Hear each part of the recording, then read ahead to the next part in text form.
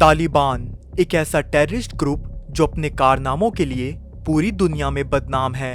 आखिर क्यों इंडिया को अपना दोस्त कहता है? Let me thank you and the great people of India for offering gift of water. यहाँ तक कि अफगानिस्तान के आम लोग भी इंडियंस को अपना भाई कहते हैं। यहाँ पे हमारे साथ तालिब भाई। तो आप इंडिया के बारे में क्या सोचते हैं? I love you Hindustan. I love you Hindustan. Afghanistan is bye bye. ये वही तालिबान है जिसने 1999 में इंडिया के एक प्लेन को हाईजैक कर लिया था अपने कुछ साथियों को छुड़वाने के लिए। लेकिन अब ऐसा क्या हो गया कि इन लोगों को भारत से इतना प्यार हो गया? नमस्ते एवरीवन, विजन की एक नई वीडियो में आपका स्वागत है। आपने कई ट्रैवल व्लॉगर्स की YouTube वीडियोस देखी होगी जिनमें उन्होंने अफगानिस्तान जाकर अपना एक्सपीरियंस शेयर किया है। इंडियंस को अफगानी लोग इतने अच्छे से ट्रीट करते हैं जितना खुद इंडियंस भी नहीं करते। एक फेमस यूट्यूबर को तो अफगानी लोग जबरदस्ती चाय पानी पिला देते हैं और एक दुकानदार तो उन्हें फ्री में काफी सारा राशन भी दे देता है।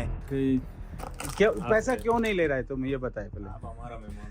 अभी घोड़ा होता है ना, वो दोस्ती करेगा घास से तो खाएगा क्या। आप हमारा मेहमान। ये देखकर आप भी हैरान हो गए होंगे कि आखिर अफगानियों के दिल में इंडियंस के लिए इतना प्यार आया कहां से। तो इसका श्रेय जाता है इंडिया की डिप्लोमेसी को। अजीत डोभाल जी ने तालिबान से इस तरीके से डील किया है कि आज वो इंडिया की मदद कर रहा है भारत के दुश्मनों को एलिमिनेट करने में। आज से लगभग 5000 साल पहले महाभारत काल से ही अफगानिस्तान अखंड भारत का हिस्सा था जिस पर गांधारी के पिता सुबल का राज था। लेकिन समय के साथ अफगानिस्तान पर अरब देशों से आए सुल्तानों ने कई बार आक्रमण किया और धीरे धीरे हिंदूज और बुद्ध धर्म का सफाया हो गया। जो थोड़े लोग बच गए थे उनका फोर्सफुली इस्लाम में कन्वर्जन कर दिया गया। अफगानिस्तान को पूरी तरह से एक इस्लामिक नेशन बनाने के बाद अब उनकी नजर इंडिया पे थी। महमूद गजनी ने इंडिया पे 17 बार हमला किया और सोमनाथ मंदिर को भी तोड़ दिया था। मोहम्मद गौरी ने भी हमारे कई मंदिरों को तोड़ा और पृथ्वीराज चौहान को भी मारा था। ऐसे ना जाने कितने ही इन्वेडर्स ने भारत पर हमला किया और यहाँ की संपत्ति लूट कर ले गए।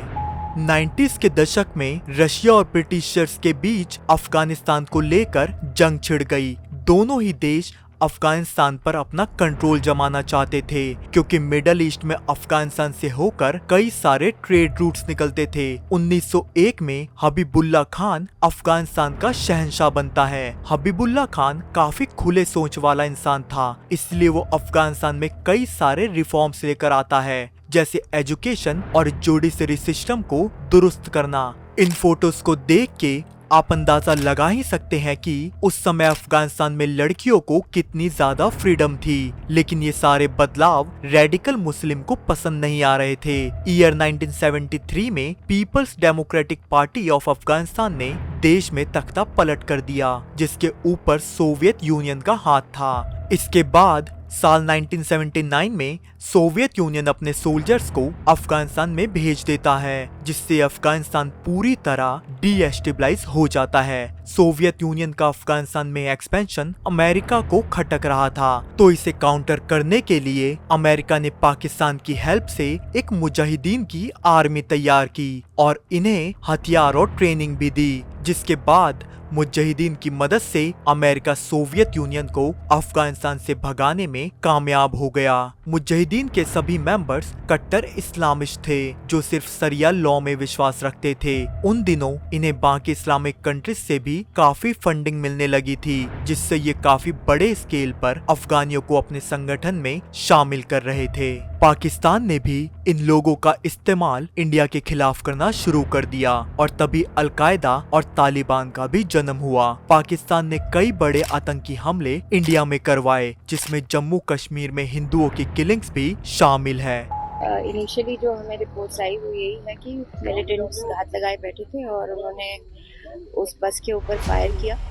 अब पिक्चर में आते हैं मिस्टर अजीत डोभाल जिन्हें पाकिस्तान और अफगानिस्तान के इसी दोस्ती में दरार डालनी थी क्योंकि पाकिस्तान खुद इंडिया से लड़ने के बजाय अफगानिस्तान के कंधों पर बंदूक रखकर चला रहा था। अब अजीत डोभाल पाकिस्तान और अफगानिस्तान के बीच एक हिस्टोरिकल प्रॉब्लम को आइडेंटिफाई करते हैं कि अफगानिस्तान और पाकिस्तान को जो बॉर्डर डिवाइड करता है उसे दुरंद लाइन कहते हैं जिसे ब्रिटिशर्स द्वारा अफगानिस्तान एम्पायर और ब्रिटिशर इंडिया को अलग करने के लिए साल 1893 में बनाया गया था। लेकिन अफगानिस्तान ने इस दुरंत लाइन को हमेशा मानने से इनकार किया है, क्योंकि ये लाइन अफगानिस्तान के पश्तूनों को दो पार्ट में डिवाइड करता है, एक तरफ अफगानिस्तान के पश्तून और एक तरफ पाकिस्तान के पश्तून। तालिबान भले ही एक रेडिकल ग्रुप है, लेकिन इसके लोग नेशनलिस्ट भी हैं। अफगानिस्तान के मेजॉरिटी पॉपुलेशन पश्तून लोगों की है और जब पश्तून को दो पार्ट्स में डिवाइड कर दिया गया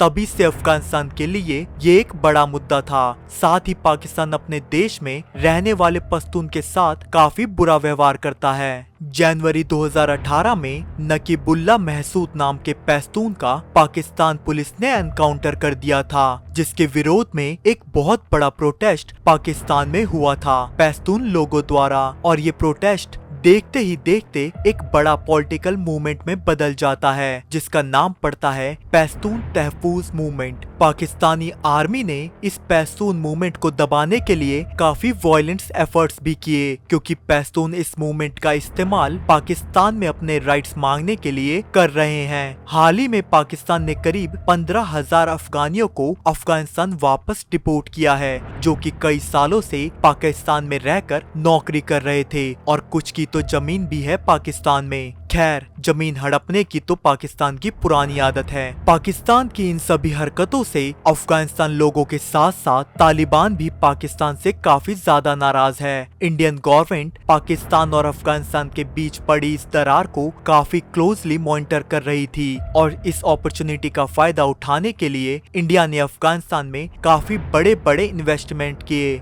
जैसे अफगानिस्तान को 1000 करोड़ रुपए की लागत से एक ब्रांड न्यू पार्लियामेंट बनाकर दिया, जिसकी इनॉग्रेशन में नरेंद्र मोदी खुद गए थे। साथ ही अफगानिस्तान को सलमा डैम बनाकर दिया, जो 40 मेगावाट बिजली पैदा करता है और करीब 2 लाख एकड़ एग्रीकल्चर लैंड की सिंचाई करने की क्षमता भी रखता है। कोविड के दौरान भारत ने कोविड वैक्सीन के 5 लाख डोजेस अफगानिस्तान भेजे थे और 1.6 टन मेडिकल सप्लाईज भी अफगानिस्तान को भेजे थे।